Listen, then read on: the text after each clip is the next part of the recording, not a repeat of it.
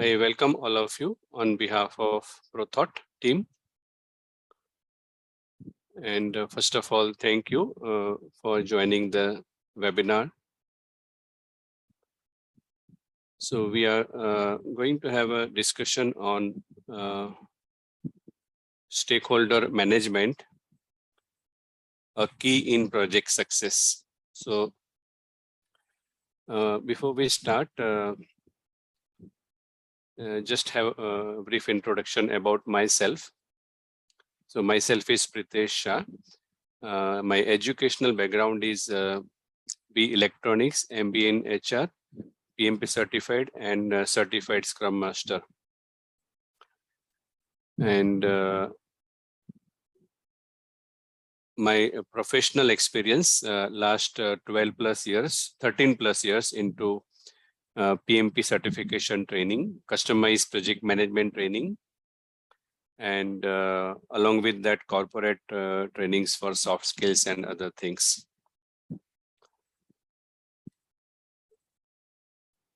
Yes, you need to get in touch with ProThought after the session. Okay.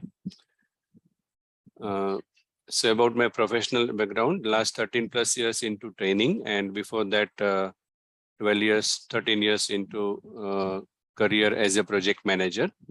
Worked with various companies like Tata Group and TVS Group. One of the company in Bangalore, Tata Group company. The last assignment was in Tata Group company as a project manager. And so that's about myself. So today's agenda is we'll have a brief introduction about project management. We'll discuss stakeholder management in a bit of detail. It is one of the subject area, or we can say knowledge area, which is part of the project management skills. And then we'll spend some time on professional certification and questions and answers, interactive session. So we can say almost next 30 minutes, 30 to 40 minutes, we'll spend in the discussion, and last 10 to 15 minutes, we'll keep it for any queries or questions you have. So to begin with, just to introduce ProThought. ProThought is into corporate training, and it has got various products on corporate training, more than 25 plus products. We also provide mock tests, kind of simulators for various exams, like as you can see, my red pointer here, spotlight, PMP, program management, disciplined agile, various things, CAPM, PMI, ACP exam. So for all these exams, we provide mock test simulators. We are authorized training partner for various certifications. One of them is PMP. So it's known as ATP actually. We have e-learning portal for our participants. So whoever joins the training, they get the e-learning portal access for their practice and other reference material that we provide. And various project management books actually. For example, Rita Mulchehi. We are actually the distributor for that in India. So that is the overview of the ProThought. And if you see the kind of salaries that certified holders get nowadays, approximately 20 to 25% higher salaries than the non-certified project managers. And more than 10 lakh PMP certifieds are there now. And for your information, now the rate at which this number of certified people are increasing is exponentially growing. For example, from 2020 to 21, 2020 to 2021, 1 lakh PMP certified got added just in 1 year. So before that, the rate was less, but now the rate is higher, which shows the demand for the PMP certification is increasing day by day. In fact, from various fields actually, not only from IT and software, even manufacturing, medical field also. Recently, we had participants from medical field, those who are PhD and kind of working in pharmaceuticals companies as MD doctors. So in short, there is a lot of recognition of this certification because of the value that it provides. You might have heard, right, that the exam is not that easy. Every 180 question exam is different for different students. It's not common exam. That means questions that you see are not that easy that someone who do not prepare or do not have experience will be able to answer the question. And that is why you can see number of PMP certifieds are comparatively less, because only 10 lakh across the world actually. Okay. And then overall 15.7 million roles. It was forecasted earlier that it will be created by 2021. So now that numbers will be much higher actually. Okay. So just to give overview about current status of how this exam product is there. So we are authorized training partner. In fact, I forgot to mention, but myself is ATP instructor, that is authorized trainer. And basically those who are authorized training partner will have the authorized trainer. And one important thing is nowadays PMI provided slides or materials are used for presentation and training. That means whatever material trainer will use, the same material you will get access online, e-learning portal by the PMI. So there is a standard material across the world for all authorized training partners. So we can say that's why it is a standard and control product. And in the bottom, you see there is an in-house delivery, plus we provide superior separate material, also supplementary material along with the PMI material.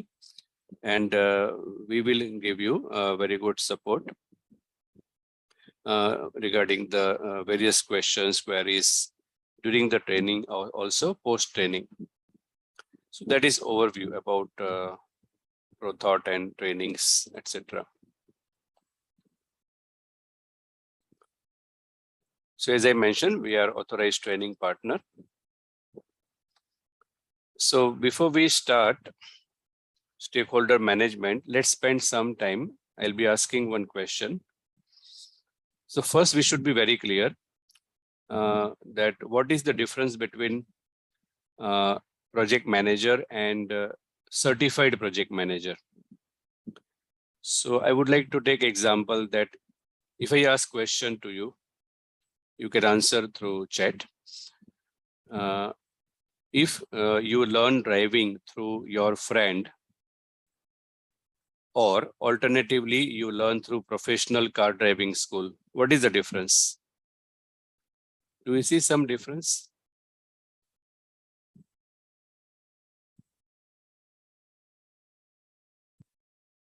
Okay, license. What else?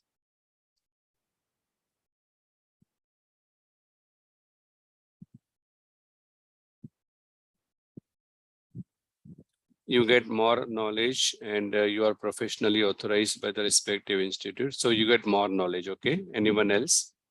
Certified. Okay. Last chance.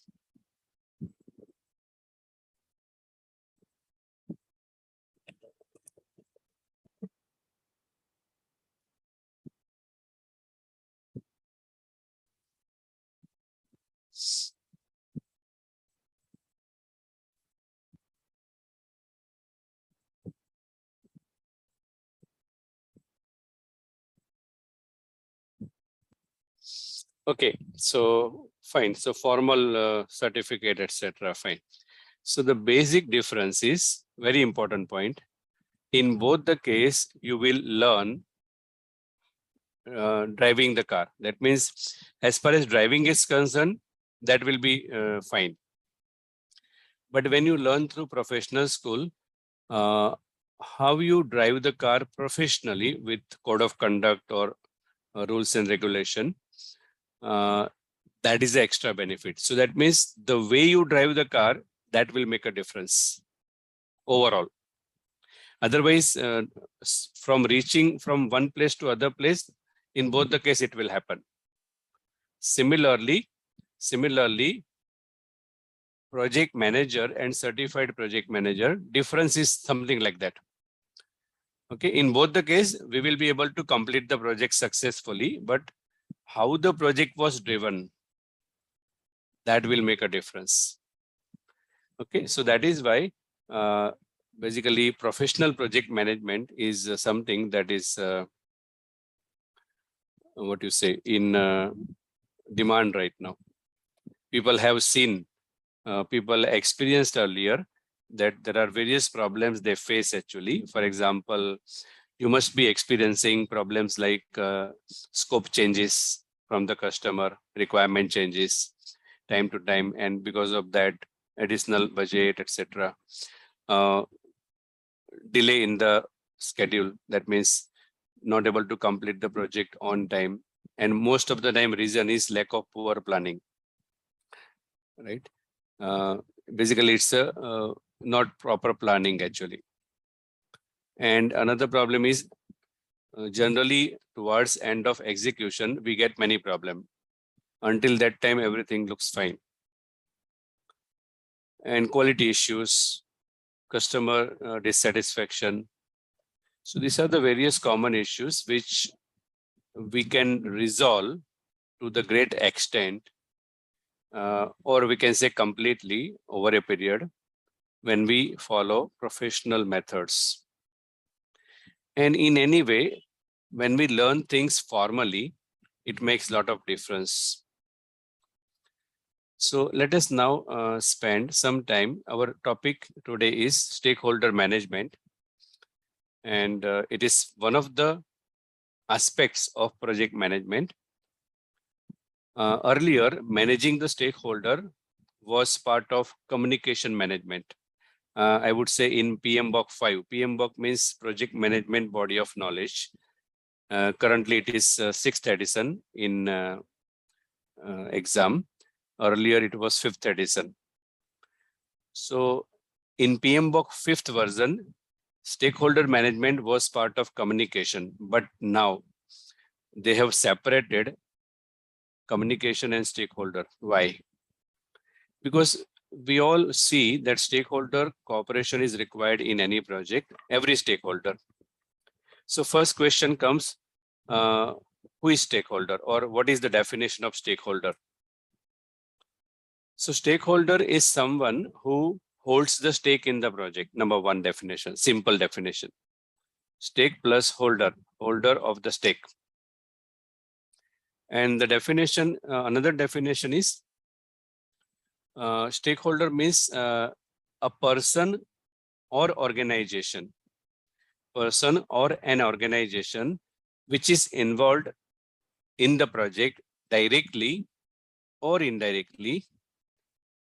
Second, person or organization affected by the outcome of the project directly or indirectly. In both the case, they are the stakeholder.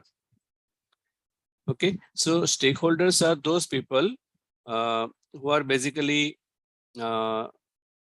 everyone actually, mostly like project manager, project team, quality manager, shareholders also, internal committees, director of the company, all are stakeholders. So working with the stakeholder and getting their cooperation, that is one of the major challenge. We all know that there are personality conflicts, ego of the people, which comes in between. So as a project manager, it becomes a very difficult task sometimes to get that support from everyone. So before we proceed, stakeholder management is similar to what customer engagement is done by the bank actually. What bank people do? They might be calling you to know your interest, depending on your profile, depending on your account type actually. So more you are wealthier, more they will give you a lot of facility and they will get engaged with you. Why? They keep engaging with you in some way. They invite you for some programs because they want to maintain the relationship with the customer. So they are having something called customer engagement program. So similarly, every stakeholder is like a customer for us. We have to satisfy them. So there are various ways we can do that. Details of that we are not going to take today. We are just going to understand what is stakeholder management. Okay, so before we proceed further, I'm going to present one slide. You can answer in the chat window in the next 30 seconds. What do you see? You can see properly and answer in one word or whatever you want to answer in the chat. What do you see in this picture?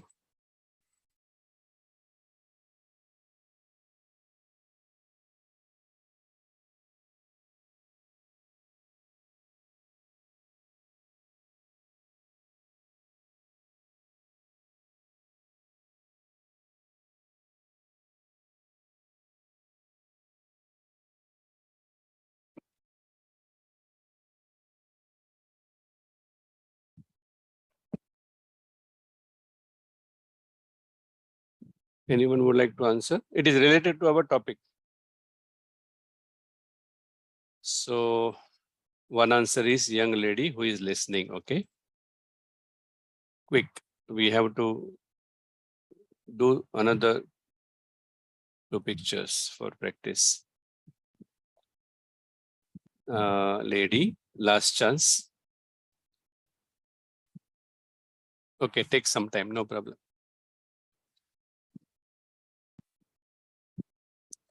Very good. Black and white portrait of a lady.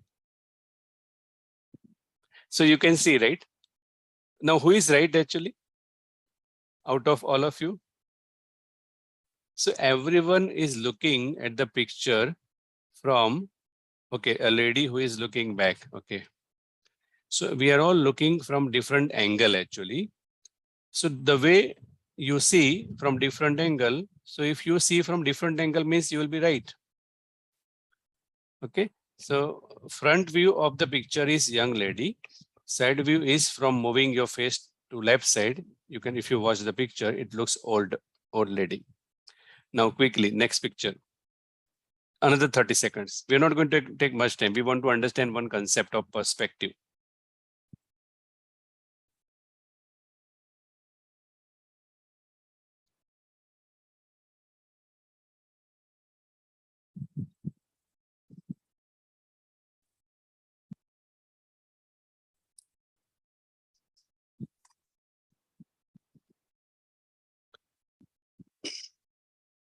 Lady face and man in black. Okay.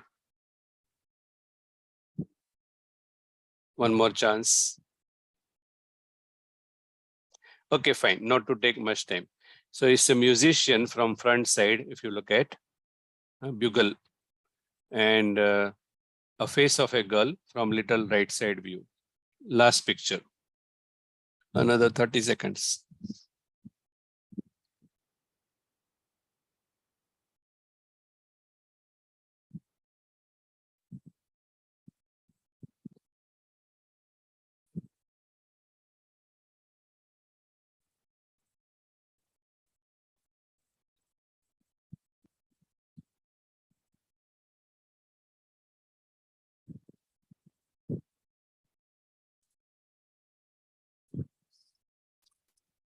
Okay. Fine. So here also, if you see diagonally, it is a liar word. And from the front, you can, it also looks like crying actually, kind of thing. Various ways, right? So front view is a face and the diagonal view is the liar. Okay, why did I do this exercise? Just to understand that here, the way you see from different angle, you get the answer. Exactly same thing happens when we are working with different people. Every stakeholder has their different way of seeing the things. So we should learn that basically everyone is right from their view, their perspective. So if you want to have a discussion, with the stakeholder, a better dialogue, then the first step is, I mean, if you want to avoid argument and have a creative discussion, then the first thing is we should accept that both are right from their perspective. Okay. So if you see this picture now coming from organization perspective, we have different roles: owner, insurer, manager, regulator, right? Now they're standing at different circle, 1, 2, 3, 4, 5. And they're standing in a different position. So there is an image in the middle. So this person is looking from the back. This person is looking from the front, on the side, and from little bit far away. So every stakeholder has a perspective, and which we cannot neglect or reject actually, because they have some view about the project. So learning one thing here, that everyone's perspective is right from their own way of thinking or personality, or personality trait, or maybe past background. So as a project manager, what we have to remember, if you want to engage with the stakeholder and get their cooperation, we have to first understand whatever they are giving comments about the project, positive or negative, they are right actually, and take it that way and discuss further. Now, when we say stakeholder, there are two types of stakeholder actually. One is positive stakeholder and another word is negative stakeholder. Usually, when we say negative stakeholder, means someone having negative personality, but actually it is not. So the stakeholder is positive or negative, it depends on the impact that the project is having on them. Now, for example, if we are building a new highway from, let's say, Ahmedabad to Mumbai, if the new roadway is built 6 lane, for example, then positive stakeholders will be those people who will be traveling on that road. They will support the project. But the farmers on the way whose land will be taken, whatever, they will be negative stakeholder because the impact of the project is negative on them. So definition of the positive and negative stakeholder is, positive stakeholder means someone on which impact is positive, and someone on which impact is negative, then they will become negative stakeholder.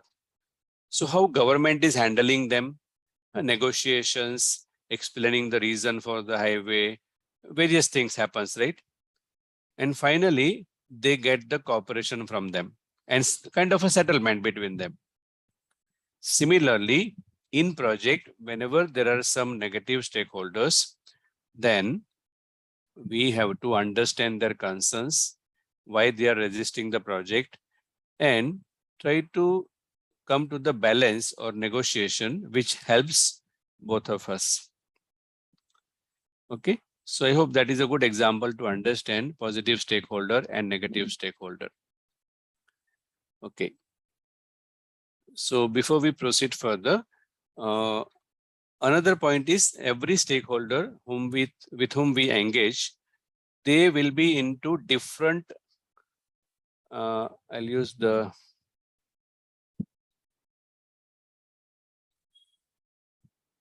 I hope you can see a square box where I will be writing something. Okay. So now what I'm going to explain is there are various stages, or we can say level of stakeholder in the project. So some stakeholders are in the unaware stage. Unaware means you must have experienced sometimes, right? In the execution, customer side stakeholders are actually not aware that they have given project to us. And we will tell them that your sponsor should tell, why should we tell you? But in the professional context, we understand that there will be some stakeholder who will be in the unaware stage. Now, these stakeholders who are in unaware stage, we will require, for example, quality manager. So we will require their support actually. We will require their support after some time. So within that time, we have to convert this current level of, this is called current level of engagement, CLE. This is called current level of engagement, which is unaware. So we want to get support. So another stage is supportive. Supportive, that means we want support from them. So you need to engage with them, do certain meetings, interactions, and convert their unaware stage to supportive stage. That's called DLE, desired level of engagement. So this we have to do for all the stakeholder.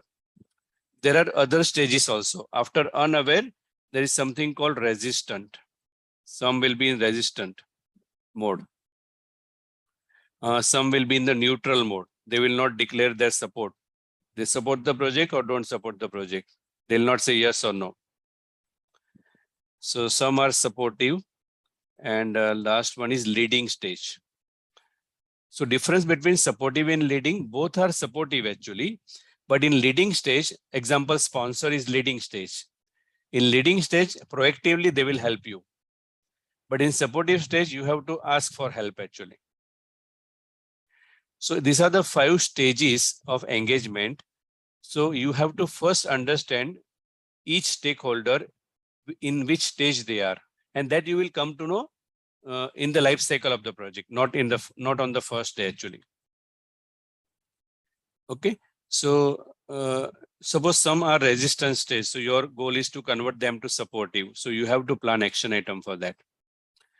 So this is called preparing stakeholder assessment matrix actually. I will repeat, stakeholder assessment matrix. So in that matrix, we will write down the current assessment, which is called CLE, current level of engagement. And then we will write down desired level of engagement. And then we will work towards that. Like bank people do, na? They first call you, they know your interest, then they again meet you, like that. So then bank people will convert your initial interest into some kind of investment in their bank. So become supportive. You become supportive for the bank. Okay, so these are the 5 levels or stages of the stakeholder engagement levels, they are called. And the last point is usually, how many of you experience this kind of problems that when the execution is going on and when you send query to your customer side stakeholders, they don't care to answer, and your project is getting delayed, but they are not concerned actually. What do you say? Have you seen such behavior?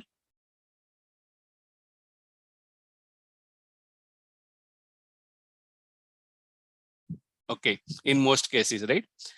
So we have to understand one point here, that I'm talking about sponsor or customer side stakeholders.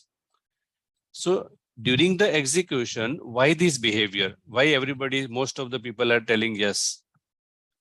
Or most of the project managers will observe this behavior. So here, one phenomenon is there. For example, if you are the sponsor of some project and you have given project to, let's say, me, our company. So being a sponsor, you have informed your stakeholders that if Pritesh and team will ask some questions on this project, please spend 1 hour per day right from beginning of the project. So that you can do for 15 days, like that sponsor has given actually time. You will do that now because you have given new project to me. So you have informed your stakeholders, since we have given new project to them, if they have any queries, be available for 1 or 2 hours per day from your current work and answer your queries, answer their queries. Okay, so why we are discussing that? It means, remember, stakeholders from the customer side will be available for you initially few days if you want any discussions.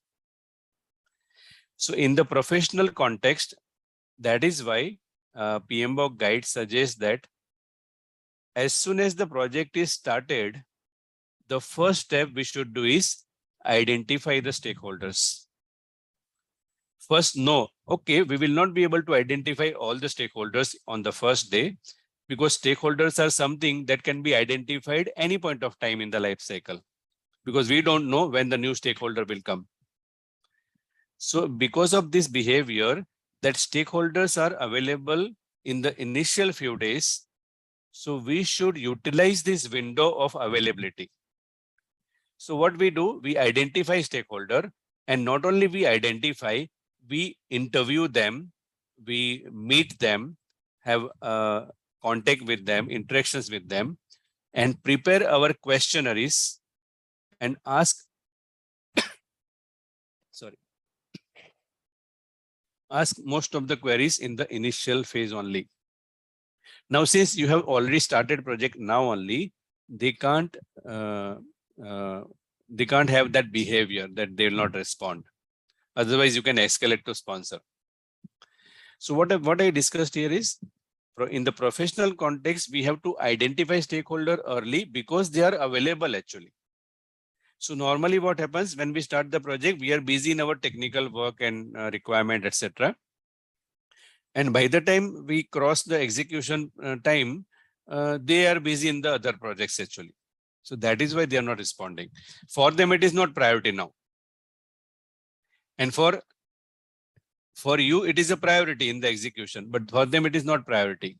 So they might internally feel that when we were available, project manager did not ask anything. Now what do we do? Okay. So this is the another point we learned, that we have to identify stakeholders as soon as we initiate the project and know their expectations, because stakeholder expectations are not written explicitly in the requirement, right? For example, all of you joined the session here. Individually, you will have different expectations, right? So that is not written actually. That is not written. So we will have to discuss, interview with you. We will have to ask some questions to know what are your expectations, because they are implicit actually in nature, hidden. Requirements are explicit, but the stakeholders' expectations are implicit, hidden. So the way we understand the requirement for the project, we also have to spend good amount of time in understanding stakeholders' expectations, because they are the one without which we cannot complete the project successfully. Okay. And everyone, even in our internal organization also, IT department, recruitment department, HR, networking department, those who come to help you to do the setup for your computers, everything, networking, each and everyone is stakeholder, because if they don't come to set up the network, you cannot do the work. So they are involved, right? Maybe for 1 hour, no problem. So the conclusion is, we have to learn treating every person or organization as a stakeholder. And we have to remember, any stakeholder getting dissatisfied means affecting the project success directly or indirectly.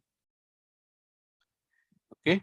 And there are various other things related to stakeholder engagement strategies, like managing them closely, keep them satisfied, depending on the power and interest of the stakeholder. So they are called power grids actually. So that generally we will discuss during the detailed training sessions. Okay, so I hope it was a good overview about what exactly stakeholder management is. So if you want, you can ask questions. Just let me see if anything is pending. There is a question and answer option also, if you can see, through which you can ask question. And just to give you overview, in PMBOK guide, we have total 49 project management processes, where initiating we have 2 processes, planning we have 24, execution we have 10, monitoring and controlling we have 12, and closing we have 1. So if you notice here, half of the process approximately are in the planning actually. And most of the time, planning is done minimal, we start execution. Here the emphasis is given that spending more time in planning will pay off in the execution. Better planning means better execution. Otherwise, most of the project will get into chaos towards the end of execution. Unknown problem, uncertainties, suddenly crashing, whatever. So we have 2 choices, either spend more time in planning and have smooth execution, or don't spend much time in planning and have troubles in the execution. Ultimately, we have to spend time, that is for sure. Because why planning is required? Because nature of any project is uncertain actually. So we have to convert uncertainty into certainty, and we need some time for that. If we have not done that, then in the execution, that uncertainties will pop up actually anytime. Okay. So to know more about project management with free knowledge sessions, there are various other webinars also. You can use this link to join other webinars scheduled. Okay, so I'm done. I'll take question and answers from participants now. Feel free to ask questions.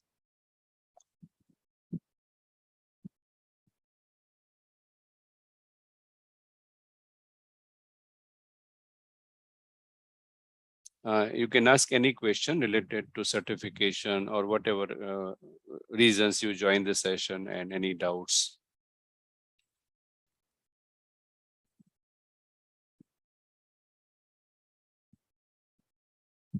You can use question and answers session. PDU, for PDU, you have to contact concerned person. They will send you the details. I will send the details. You can contact on this email or call this number. Yeah, I have shared here.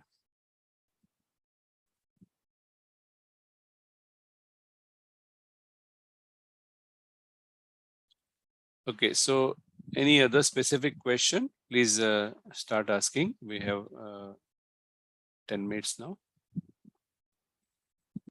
10 to 15 minutes we have.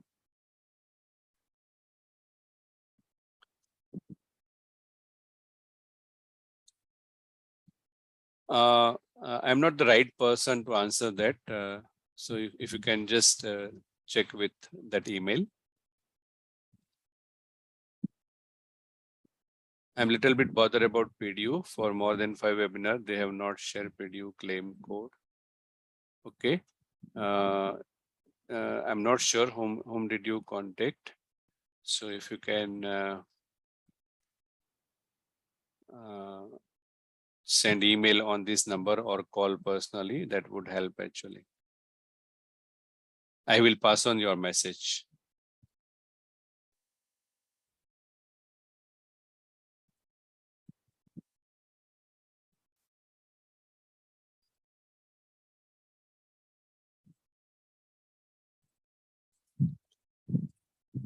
Feel free to ask any question. We have some time still.